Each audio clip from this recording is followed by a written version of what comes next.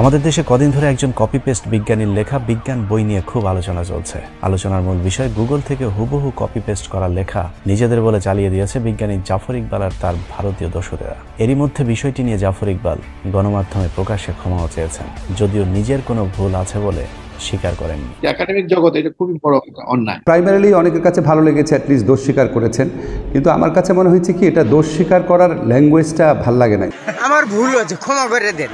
ঘটনার পর থেকে এভাবেই তাকে নিয়ে ট্রল চলছে, কিন্তু আমরা যে বিষয় নিয়ে ট্রল করছি সেটা আসলে মূল বিষয় না। গুগল থেকে কোনো কিছু কপি পেস্ট করলে সেটাকে চুরি বলা যেতে পারে, কিন্তু শিক্ষার্থীদেরকে অন্তত সঠিক জিনিসটি শেখানো হচ্ছে। কিন্তু বর্তমান পাঠ্যপুস্তকে বিজ্ঞানের নামে এমন কিছু অবৈজ্ঞানিক জিনিস পড়ানো হচ্ছে যা সম্পূর্ণ মিথ্যা, বানোয়াট, কাল্পনিক।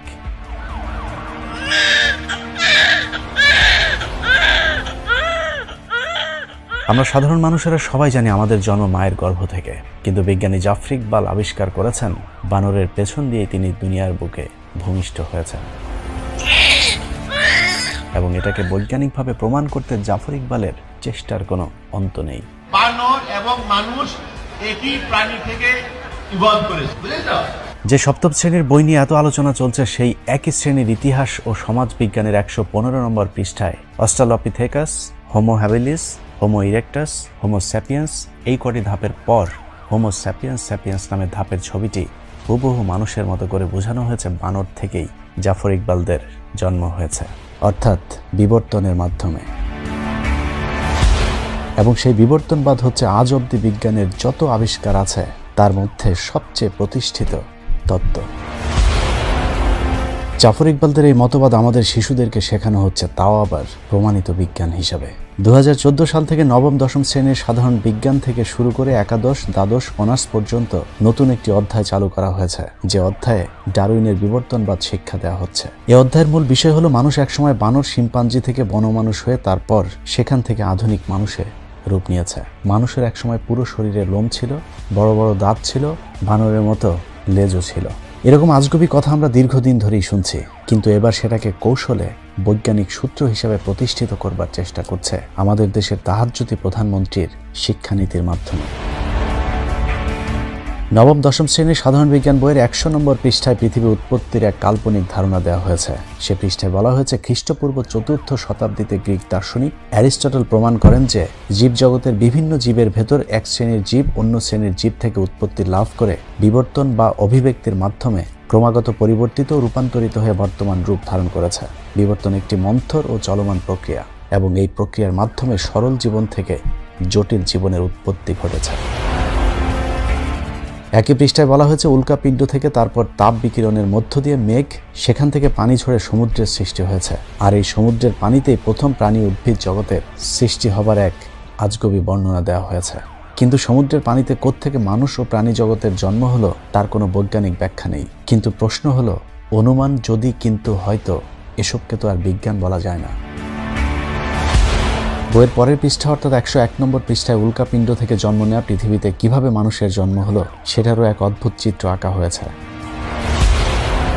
সেখানে দেখানো হয়েছে কার্বন ডাই অক্সাইড, নাইট্রোজেন, হাইড্রোজেন, মিথেন, অ্যামোনিয়া, জলীয় বাষ্প, অ্যামাইনো অ্যাসিড, সেখান থেকে নিউক্লিক অ্যাসিড, প্রোটিন, নিউক্লিয় প্রোটিন, প্রোটোভাইরাস, ব্যাকটেরিয়া, সেখান থেকে প্রোটোজোয়া, তারপর বহুকোষী জীব, আর সেখান থেকে উদ্ভিদ আর প্রাণী জগতের জন্ম হয়েছে। বইয়ের 103 নম্বর পৃষ্ঠায় কয়েকটি পশু পাখির সাথে মানুষের অস্থির তুলনা করে বলা হয়েছে, বিবর্তনের মাধ্যমে এদের আকৃতির পরিবর্তন ঘটলেও এরা সবই এক জাত। কথিত বিবর্তনবাদের মাধ্যমে যে বিষয়টি শিক্ষার্থীদের শেখানোর চেষ্টা করা হচ্ছে তা হলো বানর কিংবা শিম্পাঞ্জির মধ্য থেকে মানুষের জন্ম হয়েছে। প্রসঙ্গত শিক্ষার্থীদের মনে প্রশ্ন আসতে পারে, তাহলে বানর বা শিম্পাঞ্জির মতো মানুষের লেজ নেই কেন? সে বিষয়টি পরিষ্কার করতে বইয়ের 104 নম্বর পৃষ্ঠায় একটি চিত্র এঁকে বোঝানো হয়েছে, বাহ্যিকভাবে মানুষের লেজ না থাকলেও মেরুদণ্ডের শেষ প্রান্তে কক্সিক্স নামক একটি অঙ্গ বা লেজ রয়েছে। জাফর ইকবালদের পশ্চাৎ দেশে চেক করলে তার অংশবিশেষ পাওয়া গেলে যেতেও পারে।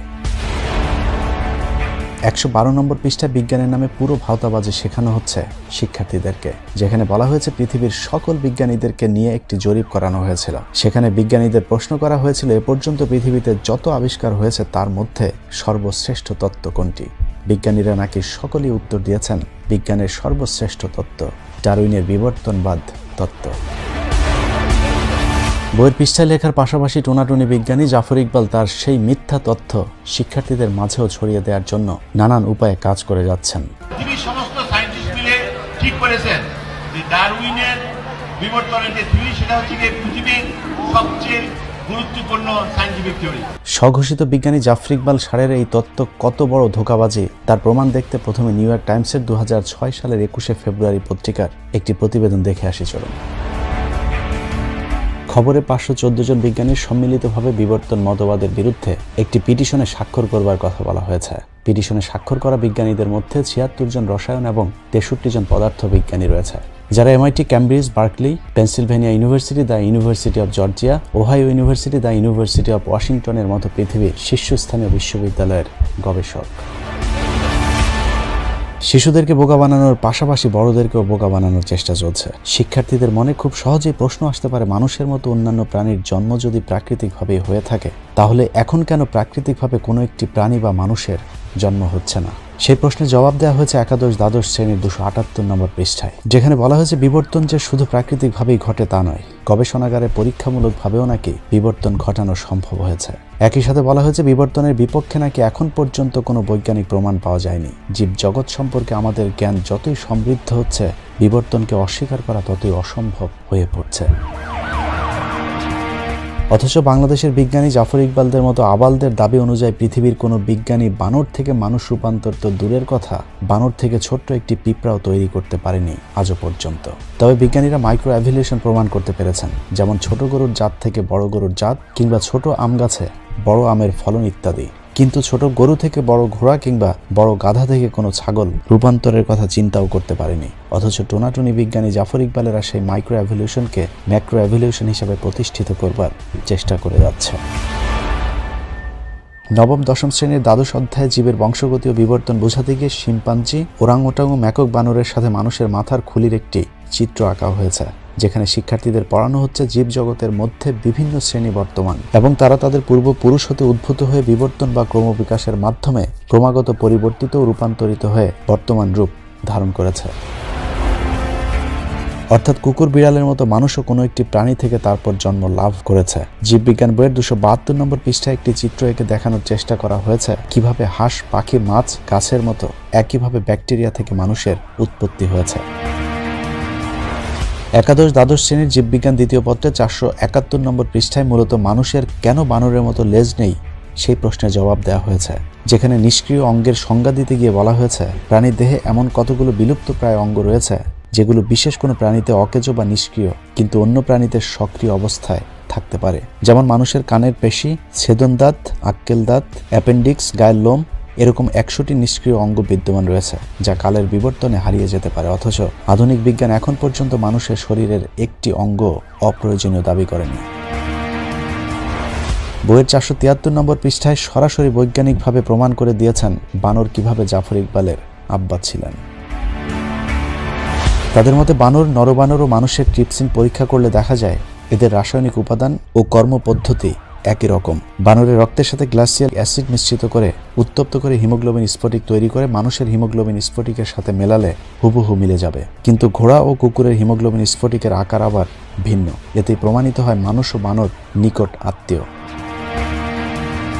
কিন্তু জাফর ইকবালদের মতো বানরের বাচ্চাগুলো জানে না হিমোগ্লোবিন স্ফটিকের আকার মিলে গেলেই যদি দুই প্রাণীর পূর্বপুরুষ এক হতো, তাহলে ব্যাঙের সাথেও মানুষের হিমোগ্লোবিন স্ফটিকের আকারের মিল রয়েছে। তাহলে কি মানুষের পূর্বপুরুষকে আমরা ব্যাঙ বলবো? অনার্স দ্বিতীয় বর্ষের সমাজবিজ্ঞান বইটি পড়লে বানরের বংশধর জাফর ইকবালদের উদ্দেশ্যটা পুরোপুরি বোঝা যাবে। 269 থেকে 278 পৃষ্ঠায় ধর্মের সংজ্ঞা উৎপত্তি বোঝাতে গিয়ে সরাসরি ধর্মকে আক্রমণ করা হয়েছে, যেখানে বলা হয়েছে ধর্ম একটি মিথ্যা ধারণা। ধর্মই নাকি মানুষকে তন্দ্রাবিষ্ট করে রাখে বা ঘুম পাড়িয়ে রাখে। রাগঢাক বাদ দিয়ে যদি বলি, তাহলে জাফর ইকবালদের মূল উদ্দেশ্য হলো ইসলাম ধর্মের প্রতি আমাদের বিশ্বাসে ভাঙন ধরিয়ে ঈমান নষ্ট করে দেয়া। কারণ আমাদের পাঠ্য বইয়ে যা বলা হয়েছে তা যদি সত্যি হয়, তাহলে কোরআন মিথ্যা হিসাবে প্রমাণিত হবে। কোরআন অনুযায়ী আমাদের আদিপিতা হযরত আদম আলাইহিস সালাম এছাড়া প্রাণীর সৃষ্টি সম্পর্কে ১৫০০ বছর আগের কোরআনে একাধিক বৈজ্ঞানিক ব্যাখ্যা দেওয়া হয়েছে। যেমন সূরা ইয়াসিনের ৩৬ নম্বর আয়াতে বলা হয়েছে, সকল মহিমা তার, যিনি জোড়ায় জোড়ায় সৃষ্টি করেছেন। পৃথিবী যা উৎপাদন করে তার মাঝে সবকিছু, আর তাদের নিজেদের মধ্যেও কিংবা তারা যার কথা জানে না তাদের মধ্যেও সবকিছুই তিনি সৃষ্টি করেছেন। সূরা শুরার 11 নম্বর আয়াতে বলা হয়েছে, তিনি তোমাদের মধ্যে জোড়া তৈরি করেছেন, পশুদের মধ্যেও করেছেন জোড়া, এভাবেই তিনি বংশ বিস্তার করেছেন। সূরা রাদের 3 নম্বর আয়াতে বলা হয়েছে, আর প্রত্যেক ফলের মধ্যেও তিনি সৃষ্টি করেছেন জোড়ায় জোড়ায়। সূরা লোকমানের 10 নম্বর আয়াতে বলা হয়েছে, তিনি আকাশ থেকে পানি বর্ষণ করেন আর সেখান থেকে তিনি উৎপাদন করেন সব রকমের জোড়া। সূরা নিসার 1 নম্বর আয়াতে বলা হয়েছে, হে মানুষ, তোমরা তোমাদের রবকে ভয় করো, যিনি তোমাদেরকে এক ব্যক্তি হইতে সৃষ্টি করিয়াছেন আর তার সঙ্গীও সৃষ্টি করেছেন তার থেকেই, আর এই উভয় থেকে সৃষ্টি করেছেন বহু নর নারী। সূরা নূরের 45 নম্বর আয়াতে বলা হয়েছে, আল্লাহ পানি হতে সকল জীব সৃষ্টি করেছেন, এদের কিছু পেটের উপর ভর করে চলে আর কিছু 2 পায়ের উপর ভর দিয়ে চলে আর কিছু চলাচল করে 4 পায়ের উপর ভর দিয়ে। সবকিছু আল্লাহ তার ইচ্ছা মতো করেন, নিশ্চয়ই আল্লাহ সর্বশক্তিমান। কোরআনের এরকম অসংখ্য জায়গায় বিজ্ঞান সম্পর্কে আলোচনা করা হয়েছে, কিন্তু কোরআন থেকে উদ্ধৃতি দিয়ে তো আর জাফর ইকবালদের মতো বিজ্ঞানীদের বোঝানো সম্ভব না, কারণ বিজ্ঞান চায় প্রমাণ। তাই চলুন ডারউইনের বিবর্তনবাদ নিয়ে বিজ্ঞানীরা কি বলে তা দেখে আসা যাক। মনে করুন আমরা ধর্ম মানি না, অদৃশ্যে বিশ্বাস করি না, কিছুক্ষণের জন্য আমরা সবাই শুধুই বিজ্ঞানের দ্বারা প্রমাণিত বিষয়সমূহের উপর বিশ্বাস স্থাপন করলাম। চলুন এবার বিজ্ঞান নিয়ে আলোচনা করা যাক। সপ্তম শ্রেণী থেকে অনার্স পর্যন্ত আমাদের দেশের পাঠ্যপুস্তক যদি পর্যালোচনা করা হয় তাহলে যেটা দাঁড়াবে সেটা হলো ভাইরাস থেকে ব্যাকটেরিয়া, তারপর প্রোটোজোয়া হয়ে বহুকোষী জীব, সেখান থেকে প্রাণী জগৎ, উদ্ভিদ জগতের জন্ম হয়েছে। বৈজ্ঞানিকভাবে কোনো ব্যাখ্যা না দিয়ে আমাদের পাঠ্যপুস্তকে বলা হয়েছে কোনো না কোনো একভাবে প্রাণী তার দেহে প্রাণ পেয়েছে, আর সেই প্রাণীর মধ্য থেকে কোনো একটি প্রাণী থেকে বানর, শিম্পাঞ্জি, গেরিলা, ওরাংওটাং এবং মানুষের উৎপত্তি হয়েছে। মানুষেরও বানর ও শিম্পাঞ্জির মতো কোনো এক সময় লেজ ছিল। বিভিন্ন বিবর্তনের মাধ্যমে মানুষ লেজবিহীন বর্তমান জাফর ইকবালদের রূপ পেয়েছে। আধুনিক মানুষের ঠিক আগের প্রজাতিকে বলা হয়েছে ক্রোম্যাগনন এবং তার পরের জাতিকে বলা হয়েছে নিয়েন্ডারথাল প্রজাতি। নিয়েন্ডারথাল প্রজাতির মানুষের উৎপত্তি দাবি করা হয়েছে 1 লাখ বছর পূর্বে। তাদের যুক্তি হিসাবে 1865 সালে পাওয়া 75,000 বছর আগের মানুষের একটি জীবাশ্মকে তুলে ধরা হয়েছে এবং সেটাকে নিয়েন্ডারথাল প্রজাতির সবশেষ জীবাশ্ম হিসাবে দাবি করা হয়েছে। অর্থাৎ 75 বছর পরে নিয়েন্ডারথাল প্রজাতির মানুষের আর কোনো অস্তিত্ব ছিল না। এর পরের প্রজাতি হিসাবে দাবি করা হয়েছে ক্রোম্যাগনন। তাদের বিলুপ্তির কথা বলা হয়েছে এখন থেকে 10,000 বছর পূর্বে। অর্থাৎ 75,000 বছর থেকে 10,000 বছরের মাঝামাঝি কোনো একটা সময়ে আধুনিক মানুষের উৎপত্তি হয়েছে। সেটা হতে পারে 75,000 বছরের পরে অথবা 10,000 বছরের ঠিক আগের কোনো একটি সময়ে। যদি মাঝামাঝি কোনো একটি সময়কে ধরে নিই তাহলে আধুনিক মানুষের বয়স 30,000 বছর। এবার দেখা যাক তাদের সেই যুক্তি কতটা বৈজ্ঞানিকভাবে প্রমাণিত। 2018 সালের জানুয়ারির 26 তারিখে ইউএস জার্নালের এক প্রবন্ধে 1,74,000 থেকে 1,88,000 বছরের পুরাতন মানুষের একটি জীবাশ্ম আবিষ্কারের কথা বলা হয়েছে। 2017 সালের জুনের 10 তারিখে স্টিফেন অ্যান্ডারসন তার এক প্রবন্ধে লিখেছেন, 3 lakh years old human fossil found in Morocco challenge our understanding of evolution. অর্থাৎ 3 লাখ বছরের পুরাতন জীবাশ্মের আবিষ্কার বর্তমান বিবর্তনবাদীদেরকে চ্যালেঞ্জ ছুড়ে দিয়েছে। এভাবে একের পর এক জীবাশ্মের আবিষ্কার বিবর্তনবাদীদের 10,000 বছর থেকে 75,000 বছর আধুনিক মানুষের উৎপত্তি হওয়ার এমন ধারণাকে লণ্ডভণ্ড করে দিয়েছে। পৃথিবীর বিখ্যাত 500 জন বিজ্ঞানী ডারউইনের এই মতবাদকে বিভ্রান্তমূলক দাবি করেছেন। হার্ভার্ড বিশ্ববিদ্যালয়ের গবেষণায় অংশ নিয়ে যুক্তরাষ্ট্রের 1 লাখ বিজ্ঞানের শিক্ষক বলেছেন, বাইবেলের ইন্টেলিজেন্ট ডিজাইন তত্ত্ব ডারউইনের বিবর্তন তত্ত্বের গুরুতর বৈজ্ঞানিক বিকল্প। যুক্তরাষ্ট্রের 5,70,000 চিকিৎসক দাবি করেছেন কোনো এক ঐশ্বরিক শক্তির অলৌকিক সৃষ্টি বর্তমান মানুষ। দেশটির 60% চিকিৎসক সরাসরি ডারউইনের মতবাদকে প্রত্যাখ্যান করেছেন। 1997 সালে নিউ ইয়র্ক টাইমসের এক সংবাদে বলা হয়েছিল, পৃথিবীর 2.5 মিলিয়ন বিজ্ঞানী এবং প্রকৌশলী সৃষ্টিকর্তায় বিশ্বাস করেন, যা ছিল ওই সময় পৃথিবীর মোট বিজ্ঞানীদের 40 ভাগ। 2017 সালে এর সংখ্যা দাঁড়ায় 6.2 মিলিয়ন। তারা মনে করেন সৃষ্টিকর্তার অস্তিত্ব আর ডারউইনের মতবাদ একসাথে চলতে পারে না। অর্থাৎ সৃষ্টিকর্তায় বিশ্বাসী বিজ্ঞানীর সংখ্যা দিনকে দিন বেড়েই চলেছে। যুক্তরাষ্ট্রের ডালাসে ইনস্টিটিউট ক্রিয়েশন রিসার্চের বিজ্ঞানীরা ডারউইনের মতবাদকে নাস্তিক তৈরির তত্ত্ব হিসাবে আখ্যা দিয়েছেন, যা মানুষকে অবাধ, যৌনতা ও সমকামিতার মতো অপরাধের দিকে ধাবিত করছে। যে কারণে বর্তমান পৃথিবীতে বৈজ্ঞানিকভাবে এগিয়ে থাকা প্রতিটি দেশ তাদের পাঠ্যপুস্তক থেকে ডারউইনের এই বিবর্তনবাদের বিতর্কিত অধ্যায়টিকে বাদ দিয়ে দিয়েছে। খোদ মার্কিন যুক্তরাষ্ট্রের ফ্লোরিডা, ইলিনস, কানেকটি, মিসিসিপি এবং ওকলাহোমা এই 5টি অঙ্গরাজ্য তাদের পাঠ্য তালিকা থেকে 2004 সালে ডারউইনের বিবর্তন তত্ত্ব নিষিদ্ধ করেছে। আরও 3টি অঙ্গরাজ্যে বিবর্তনবাদের বিরুদ্ধে আদালতে মামলা চলমান। বর্তমান পৃথিবীতে জ্ঞান বিজ্ঞানের নেতৃত্ব দেওয়া ইহুদিদের দেশ ইসরায়েলে বিবর্তনবাদ সংশোধন করা হয়েছে। বর্তমান পৃথিবীতে জ্ঞান বিজ্ঞানের নেতৃত্ব দেওয়া ইহুদিদের দেশ ইসরায়েলে বিবর্তনবাদ সংশোধন করা হয়েছে।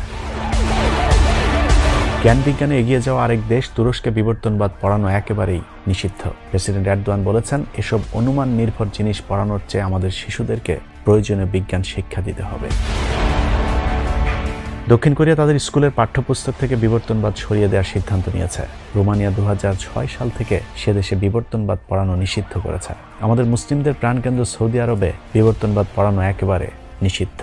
জাফর ইকবালেরা যাদের পরামর্শে বাংলাদেশ ইসলাম ধ্বংসের পায়তারা করছে, তার সেই দাদাদের দেশ ভারতে বিবর্তনবাদ বাতিলের দাবি উঠেছে। সমকাল পত্রিকার 2018 সালের 22 জানুয়ারির খবরে বলা হয়েছে, ভারতের জুনিয়র শিক্ষামন্ত্রী সত্যপাল সিং বলেছেন, ডারউইন তত্ত্ব ভুয়া, পাঠ্যপুস্তক থেকে সরাতে হবে। কারণ আমাদের পূর্বপুরুষদের কেউ বলেনি তারা কোনো এক বন্য মানুষকে মনুষ্য সন্তানে রূপান্তরিত হতে দেখেছে। এর বাইরেও ডারউইনবাদীরা যে কটি যুক্তি তুলে ধরেছে তার সবকটি বৈজ্ঞানিকভাবে ভুল প্রমাণিত হয়েছে। বিবর্তনবাদীদের মূল দাবিটি উপড়ে দিয়েছেন কেভিন অ্যান্ডারসন। বিখ্যাত জীববিজ্ঞানী তার প্রবন্ধে লিখেছেন, জীব আসে জীব থেকে, এটা জীববিজ্ঞানের মৌলিক নিয়ম, কিন্তু বিবর্তনবাদ সেই মৌলিক নিয়মকেই লঙ্ঘন করেছে। নিষ্প্রাণ বস্তু থেকে কখনোই প্রাণ আসে না। যেহেতু প্রথম প্রাণীর দেহে কিভাবে প্রাণ এসেছিল সেটা বিবর্তনবাদীরা প্রমাণ করতে পারেনি, সেহেতু তাদের এই ধারণাটি বিভ্রান্তিকর। কেভিন অ্যান্ডারসন চ্যালেঞ্জ ছুড়ে দিয়ে বলেছেন, আমি পৃথিবীর সকল বিজ্ঞানীদেরকে প্রাণীর সকল উপাদান যেমন শর্করা, অ্যামাইনো অ্যাসিড, লিপিড এর সব কিছু দিয়ে বলবো তারা যেন তাদের গবেষণায় একটি প্রাণ তৈরি করে দেখান।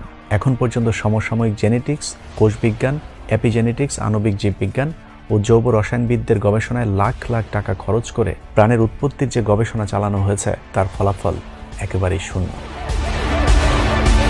কেভিন অ্যান্ডারসন বলেছেন, সুনির্দিষ্টভাবে বলা না গেলেও এতটুকু বলা যায়, আমাদের গবেষণার নাগালের বাইরের কোনো একটি অদৃশ্য শক্তি থেকে প্রথম প্রাণ এসেছিল, কিন্তু কোথা থেকে প্রাণ এসেছে সেই গবেষণা হয়তো অনাবিষ্কৃতই থেকে যাবে। এত বিজ্ঞানীদের ব্যাখ্যা বিশ্লেষণের পরেও আমাদের শিক্ষার্থীদের এরকম অনেক অবৈজ্ঞানিক বিষয়কে বিজ্ঞান হিসেবে পড়িয়ে পুরো জাতিকে ধর্মহীন করবার চেষ্টা করছে বর্তমান সরকার। ভারত নিয়ন্ত্রিত সরকারের কারণে আমাদের এত সব আপত্তির পরেও পাঠ্যপুস্তক থেকে বিবর্তনবাদ বাদ যাবে না। অতএব আপনার সন্তানদেরকে আপনাদেরকেই সচেতন করতে হবে।